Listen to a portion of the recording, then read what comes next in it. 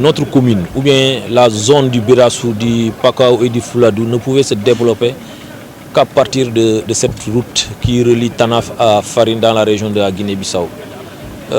Au-delà du trafic commercial que cela engendrera, je disais quelque part que déjà ça va au moins renouer les relations humaines qu'il y a déjà entre les deux populations de la République de la Guinée-Bissau et celle du Sénégal. Au-delà de ça aussi, les retombées en termes d'économie, nous savions tous que quand il y a une route qui est bien faite, le trafic de transport est dense.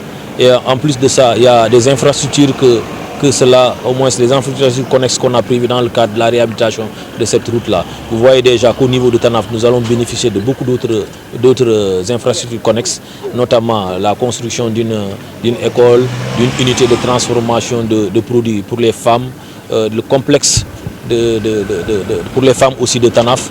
Et la route va réaliser une autre voie connexe sur 2 km au niveau de Tanaf. Tout ça, je pense qu'aujourd'hui, nous sommes tout heureux pour la réalisation de cette route-là. Et au-delà aussi, comme je le disais quelque part, même en termes de sécurité aujourd'hui, ça va faciliter aujourd'hui les contrôles au niveau des frontières. C'est-à-dire aujourd'hui, le poste de la douane qui est derrière nous, qui est ici installé, va au moins développer ses activités et il y aura un contrôle régulier, aussi bien au niveau de la douane qu'au niveau des forces de défense, des autres forces de défense et de sécurité, notamment la gendarmerie et la police, puisque nous savions aussi qu'au niveau de Tanaf, nous avions la police frontalière qui couvre Tanaf jusqu'à Tsenoba.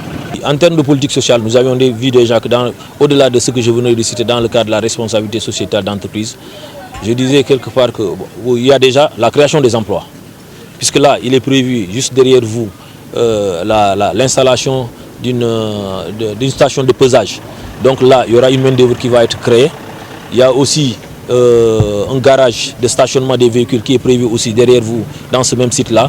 Et quand on crée ce genre d'infrastructure, forcément, il y aura au moins une main-d'œuvre qui sera créée.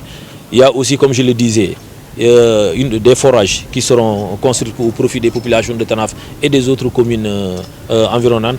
Je veux parler de la commune de Karantaba, la commune de Djurugu et y compris la commune de Banger. Donc en termes d'infrastructure sociale, il y a même, je pense, des postes de santé qui sont prévus au niveau des autres communes. La réhabilitation des postes de santé surtout.